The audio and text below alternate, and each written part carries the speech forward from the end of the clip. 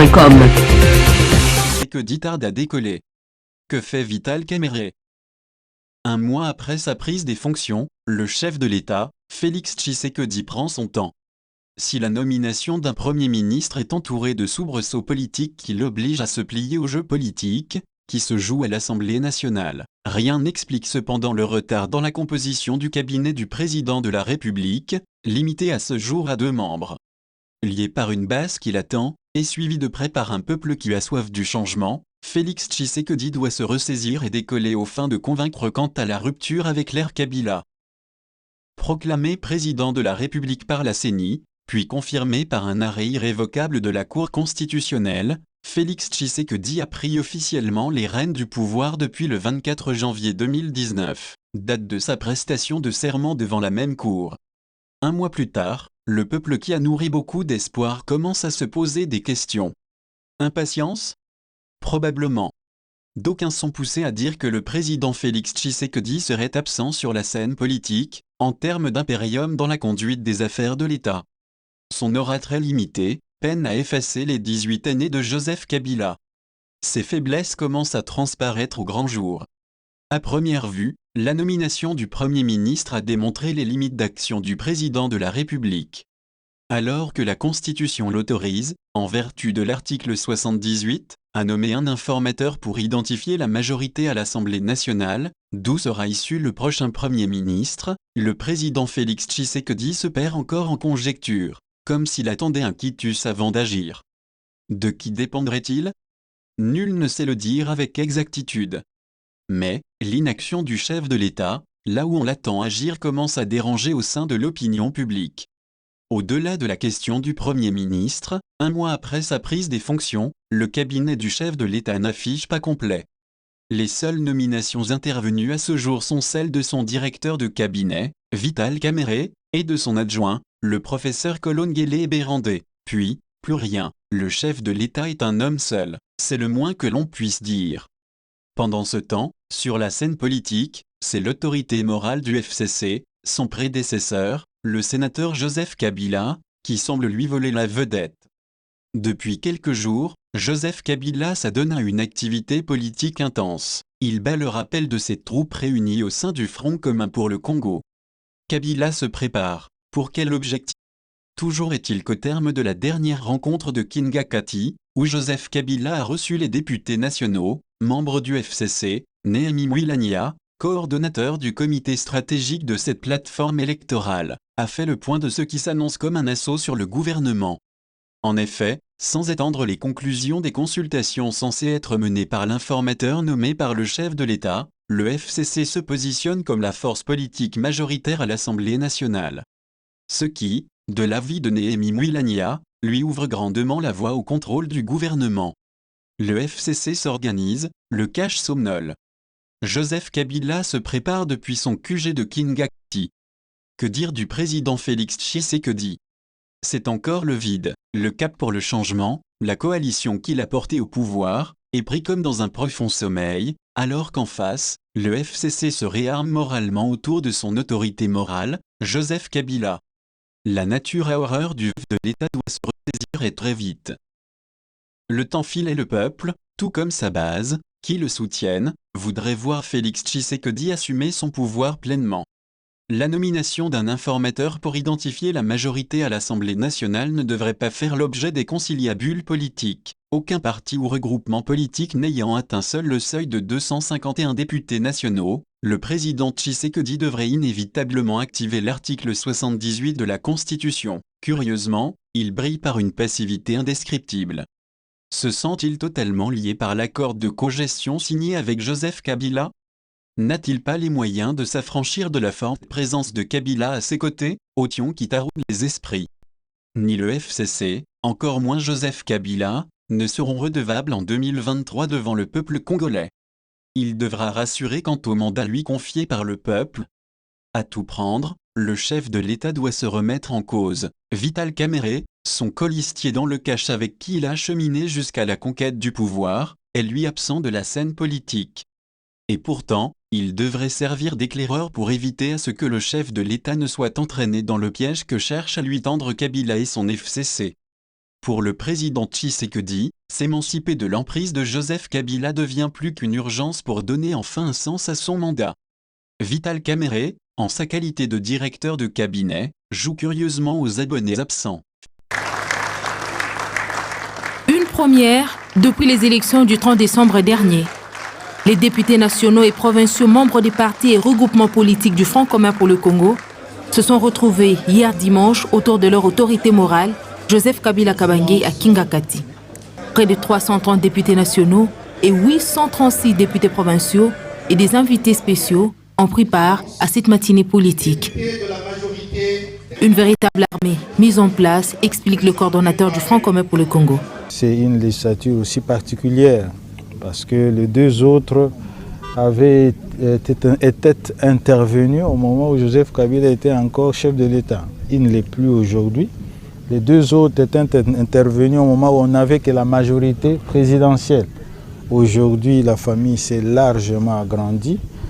Et même au niveau de l'hémicycle, la majorité parlementaire écrasante que nous avons aujourd'hui est constituée pour la plupart de nouveaux aussi. Et donc, il y a une dynamique politique nouvelle dont les enjeux, les défis doivent être bien cernés et communiqués aux nouveaux élus. La grande affiche de ce dimanche faisait mention au travail pour le bien-être de la population congolaise, la défense de la souveraineté nationale et autres. Des orientations qui valaient la peine.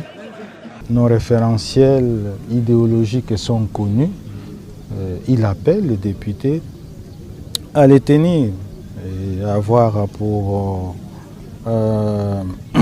rationalité dans leur démarche le Congo, défendre le Congo, promouvoir les intérêts de la population et évidemment être l'avant-gardiste dans tout ce qui concerne le renouvellement de l'intelligence des Congolais. C'est la trame un tout petit peu du message qui a été communiqué. Le Front commun pour le Congo compte désormais la plus grande force politique et la toute première du genre depuis l'histoire de notre pays. Il était question qu'ils puissent aussi s'entretenir avec les victorieux élus députés nationaux pour ressouder, consolider en fait les relations, la collaboration, l'État aussi de se féliciter ensemble et c'est ce qui nous a en tout cas plu. Il y a d'abord principalement les défis de la souveraineté, de l'indépendance de notre pays. Je pense que ce défi est majeur et ça va d'ailleurs dans le sens de l'option qui a été levée que la RDC seule finance ces élections. Et nous nous en félicitons que ça se soit bien passé et que ça se soit ainsi passé. Il y a un autre défi qui est celui de l'unité nationale. Notre pays est encore beaucoup attaqué par des puissances qui pensent qu'ils peuvent venir le gouverner. L'autorité morale nous a demandé d'être très vigilants parce que ce n'est pas fini. Il nous a également parlé du défi de la stabilité et de la paix. Nous avons besoin de la paix pour notre pays, de la stabilité aussi de nos institutions, mais également de l'amélioration des conditions de vie de nos populations, pour lesquels nous devons initier des réformes. On faisait au fait le point de tout ce qui s'est passé parce qu'avant les élections, on s'est préparé et après les élections, il était question de faire le point par rapport à tout ce qui s'est passé, quel est le résultat que nous avons amené après les élections et puis projeter les avenirs. Parce que la grande priorité, comme vous le savez, reste et demeure le développement de notre communauté et ça veut dire le développement du peuple congolais dans son intégralité. Par la suite, encourager les nouveaux élus à travailler dans la cohésion, dans la discipline, avec un sens d'engagement pour pouvoir relever un certain nombre de défis qui se présentent dans le cadre du travail parlementaire. Il s'agit bien entendu d'un point de vue international, de la nécessité de réaffirmer la souveraineté et de l'indépendance de la République démocratique du Congo, du point de vue social, de travailler pour des lois qui rendent sociales la population dans son ensemble, pour mettre fin à la pauvreté et créer de l'emploi.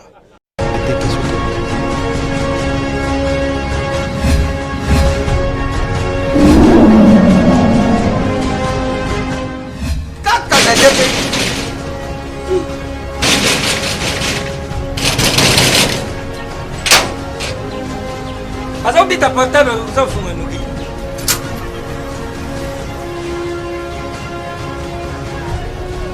Isso c'est vite. Ah merci. CPX. CPX ici c'est la station. CPX c'est ma femme. Louis. Ah, Isaneyo. Mengait. Ah. Oye oleki ufati. Una l'équipe où il y a pas seulement. Ah ma chère. Ah ma chère. Ah! Ngale lobi oyo. Biso to mesana kanda te. Awa mutu nyoso soka koti abimaka de service. Mais ma chère. CPX. Oh ils allaient GPX. 10 ans de service. 10 ans de service. Numéro 1 na makambo akotinda biloko uta Londres pe Kisasa. Batate ebele bakufi batali na sama bele. Oh soku namsi bango bandu yuka moko likamuna ye. Izali na bajansi msusu bazala cause ya bamatanga msusu. Ah! Tangu na yuka kiri sorule GPX mbala moko. Na Kisasa adresse na biso ezali moko na Lopoli 73. Ah parti place tozali. Facile na Londres kuna ezali kaka na esika stade ya Tottenham ezalaka ndinga. Esika bana na biso bazali. Et puis pourquoi c'est naté? CPX ezakaka moko. Boyo badongola miso. Busakewa, butiba desordre, bukei, busali makababila ba desordre, bukomoruka, bubibisa répétition ya GPX. Réputation. Récitation. Phénomène de réputation. Anaël ba constipation. GPX numéro 1 ya French Congolais na Londres.